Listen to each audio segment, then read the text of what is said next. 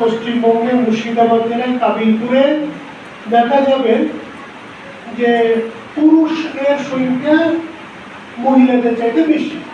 পুরুষের সংখ্যা এখনো গোটা দেশে 1000 পুরুষ পিছু মহিলার সংখ্যা 950 আশেপাশে, অর্থাৎ 1000 পুরুষের চাইতে কয়েকজন 30-40-50টা মেয়ে কম থাকে।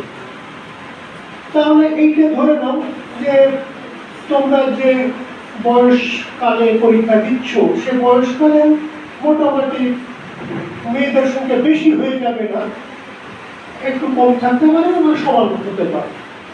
কিন্তু মাধ্যমিক পরীক্ষাতে লক্ষ্য করি যে ছেলেরা কম বসে, মেয়েরা বেশি বসে। কেন? তার কারণ আমরা লক্ষ্য করছি যে কায়িক শ্রম অর্থাৎ এই পরিযায়ী শ্রমিক হওয়া, এইটা ছেলেদের মধ্যে আমাদের এই রাষ্ট্র ব্যবস্থায়, আমাদের এই সামাজিক কাঠামো, তাদের ছেলেদেরকে আমরা তাড়াতাড়ি কোনো কাজের সঙ্গে যুক্ত করি। পরিবারের আর্থিক অবস্থা